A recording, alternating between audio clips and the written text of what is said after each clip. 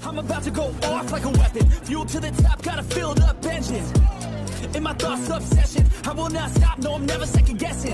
Hello guys, welcome back to our channel Wins World TV. So Naoya Inoue may ibinunyag sa post-fight conference na talagang hirap na siya kumuha ng tamang timbang sa Super Bantamweight Division, paliwanag ni current undisputed and 4 World Division Champion Naoya Inoue, ay hindi naman siya nahirapan sa mga kalaban niya, bagkus ay nahihirapan na daw siya sa pagkuha ng tamang timbang. Aminado rin si Naoya Inoue na iba daw ang pakiramdam ng kanyang katawan sa ngayon, dahil ayon sa kanya ay madami ang mga nangyari na hindi maganda sa pagkuha niya ng tamang timbang. Dagdag pa dyan ay hindi rin madali sa kanya yung pagkonsela ng laban nila ni Sam Goodman, at biglaan pagpalit ng kanyang makakalaban, kaya talagang hindi maganda ang kanyang pakiramdam sa ngayon. Ngunit ganun pa man ay nai-rouse niya pa rin ang laban niya kontra Kim at nagawa niya pa ring manalo sa kabila ng kanyang mga hirap na pinagdaanan.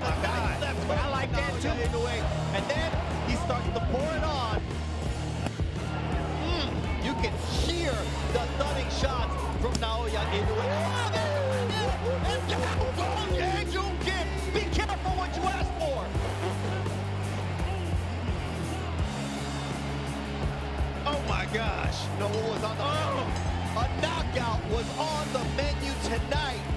What a Dagdag pa ni Naoya Inoue ay talagang naghahanap na ang kanyang katawan sa mas mabigat na dibisyon. Baka dahil nagkakaedad na si Naoya Inoue at hindi mapigilan ang paglapad at pagbigat niya at dahil dyan, baka dyan siya nahirapan kunin ang tamang timbang sa Super Bantamweight Division. Ngunit ganun pa man ay hindi pa rin ito aakyat ng Featherweight Division. Dahil plano niyang umakyat sa Featherweight Division sa susunod na taon 2026, dahil haharapin niya muna ang mga mandatory challenger niya sa Super Bantamweight Division tulad ni WBA mandatory challenger na si former Unified IBF and WBA Super Bantamweight World Champion Murodjon Akhmadaliev, na gaganapin sa bansang Saudi at si WBC mandatory challenger, na isa rin undefeated na si Alan Picasso, na magaganap naman sa bansang Amerika. Wala pang formal announcement kung sino kila Murodjon Akhmadaliev at Alan Picasso ang unang lalabanan ni current undisputed and 4 World Division Champion Naoya Inoue aka the Japanese Monsters. Ngunit para sa akin opinyon ay baka si Murodjon Akhmadaliev na ang kanyang unang lalabanan dahil nagbanta na ang pamunuan ng WBA kay Naoya Inoue na kapag hindi niya haharapin si Murodjon Akhmadaliev ay aalisan na ito ng titulo.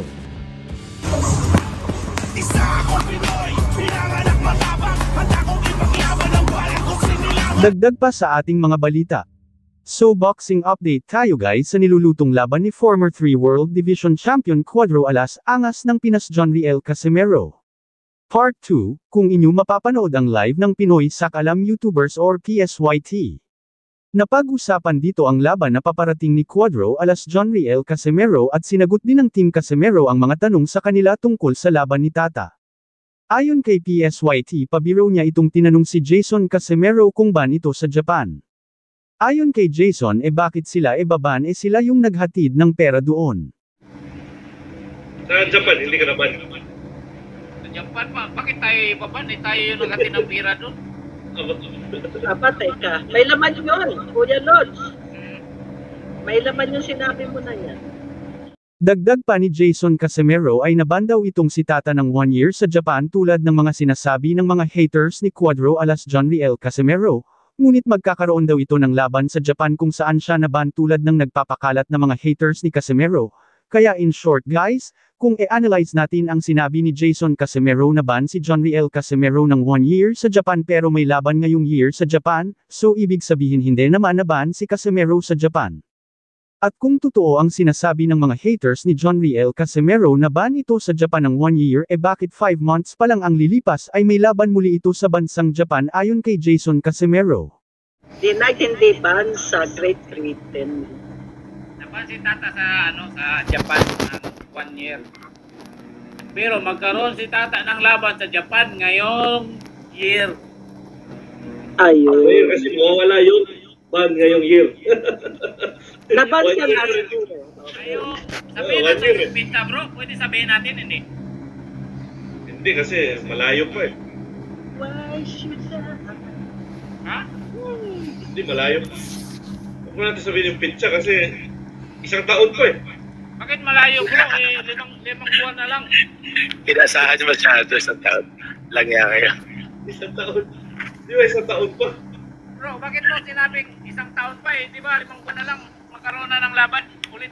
Aba, Ayon naman kay PSYT Kuyang Joseph ay February 2025 wala na itong kontrata kay Masayuki ito ng Treasure Boxing Promotion, kaya nilinaw ni Kuyang Joseph na simula March 2025 ay wala na silang manager at wala rin promotion, pero may laban sa Japan. Bakit ganun naguluhan na ang mga haters ni John Riel Casimero? Please comment down below mga Casimero haters dyan kung bakit nangyari yun.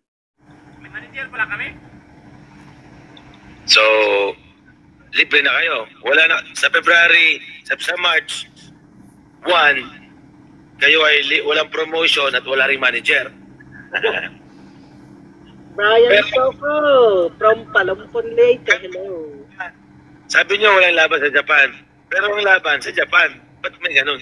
Ayon kay Jason Casimero ay gumawa daw itong si Mark ng Magic, pabirong dagdag pa ni Jason Casimero na kapag natapos ang laban ni John Riel Casimero sa Japan at wala siyang sasakyan ay may iipitin daw siya sa Japan sabay tawa na alam naman natin na isa lang naman itong biro.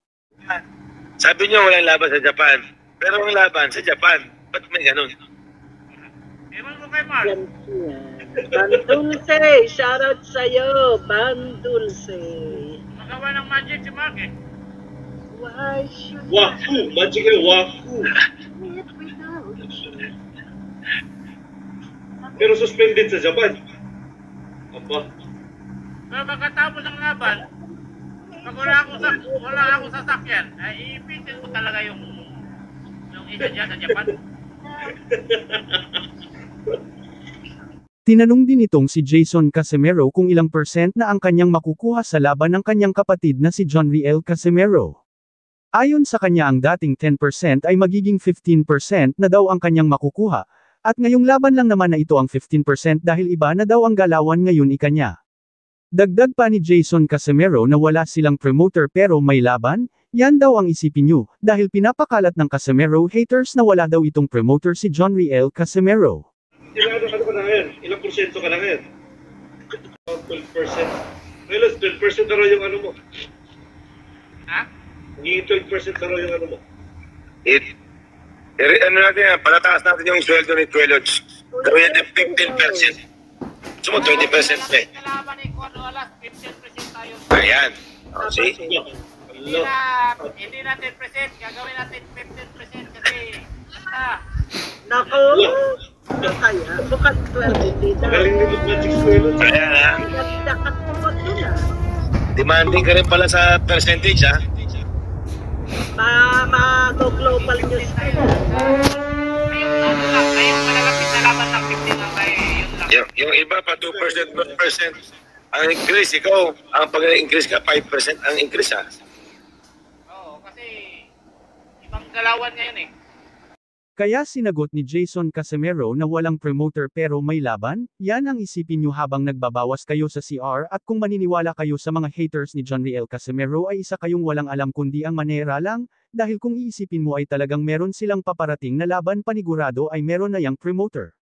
Wala tayong promotion pero wala tayong promoter pero may laban tayo. Yan yung ano ninyo, isipin niyo pag tumatae kayo. Ah, ganun? Dagdag pa ni Kuyang Joseph ng PSYT, na walang promoter, walang manager, pero may laban tapos nakaban daw sa Japan pero may laban sa Japan, sabay halakhak ang Team Casimero na tila may pinapatamaan na isang tao na mahilig gumawa ng kwento. At alam nyo kung sino ang mga yon.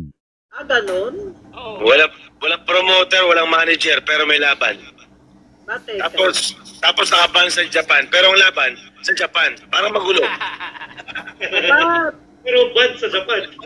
Nakakaloko yun. Walang promoter, walang manager. Paano nangyari yun?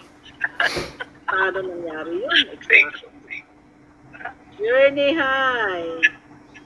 Daming maniniwala niyan. Walang manager, walang promoter, ban sa Japan, pero may laban. Hello? Sa Japan. Sa Japan. Parang sa Japan, pero may laban sa Japan. Lahat wala, pero may laban sa Japan. May laban sa Japan kasi. Anong laban yan? May laban sa Laban-laban. Japan kasi yung suspension mawawala na sa October.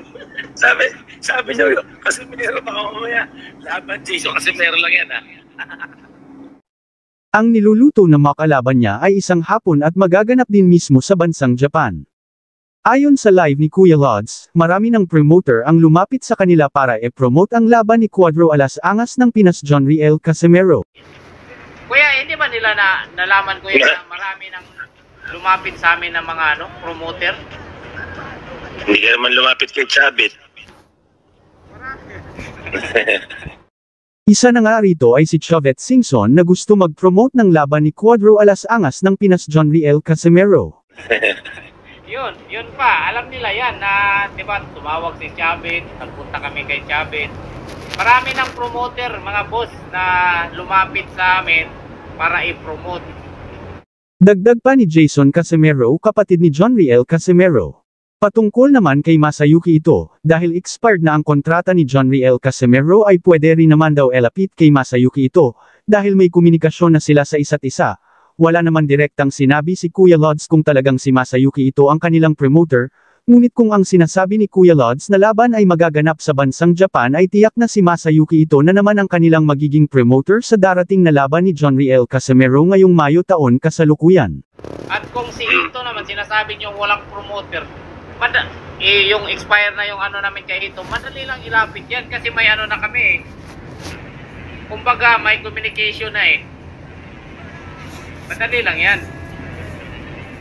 May comment naman si Mang Bert, ayon sa kanya, may alam daw talaga si SD sa mundo ng boxing kaya sabi niya wala na daw laban si Tata. Sinagot naman ito ni Jason Casimero na ayon sa kanya hindi na daw niya ito kilala.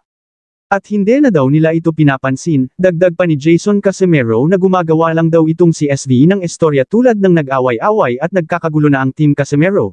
Dahil lahat daw ng sinasabi ni SD ay gawa-gawa lang niya para lang may kwento lang niya sa content niya, kaya hindi na talaga nila pinapansin niyang si SD kahit ano pa ang pinagsasabi nito dahil lahat ay puro kasinungalingan. In short, gawa-gawa lang daw niya ang lahat ng mga kwento niya para magpasikat. Pero may alam hindi natin kilala yan kuya. Kaya nga nawala na yan kasi hindi na namin pinapansin. Magawa-gawa na lang yan sila ng istorya, nag-away-away, ganon. Pero lang nila yan, scripted yan, lang nila yan, kumbaga para may kwento lagi siya, may lagi siyang kaaway. Patungkol naman sa laban ni John Riel Casimero kay Morid John Okmadaliv ay hindi daw alam ni Kuya Lods ang tungkol dyan. Dahil ang alam ni Kuya Lods ay ang kalaban ni John Riel Casimero ay isang Japanese fighter, at hintayin na lang daw ang update ng Yahoo Japan News tungkol sa laban ni John Riel Casimero. Yung Akmadaliv, hindi natin alam, hindi naman, yung sinasabi nyo, may laban, hintayin nyo lang, na yung sino yun, basta taga-Japanese pa rin, yung Japanese pa rin yung hintayin nyo, huwag kayo maghintay sa, Taga-Japan. sa Yahoo Japan. Tama ba kuya? Ano si Marks na dali? Pinagmamalaki din ni Pinoy Sakalam ang binigay ni Cuadro Alas John Riel Casimero sa kanya na boxing gloves, na gustong bilhin naman ng papa ni Jason at John Riel Casimero ng 5 milyon. Ang maganda rito yung binigay sa akin ni Tata na regalo. Yan yung Yan yung... may naghanap yan. Bibilin daw ni Papa ng 5M Ayon naman kay Hai, baka makancel na naman pag sinabi ni Kuya Lods tama yan, natuto na si Kuya Lods. Sagot naman dito ni Jason Casimero ayon sa kanya kaya dati nakakancel dahil may kasama daw sila sa team na tae. Alam nyo guys kung sino yung tinutukoy na tae ni Jason Casimero? Kaya simula daw na inalis nila ang tae sa kanilang team ay wala na sila magagawa. Ang tanging magagawa na lang daw nila ay gumagawa-gawa na lang ng mga estoryang nakakasira sa team Casimero. Mandaw. Makancel na naman dahil pag sinabi ni Kuya Lods. Hindi totoo yung makancel. Yung mga sinasabi ko dati, kaya yun nagka-cancel, nalaman ng kabila. Kasi may tae kaming nakadikit sa team namin Pre. May tae kasi ngayon wala nang tae. Wala nang nakapunta dun sa kanila. Kaya gumagawa na lang ng mga gumagawa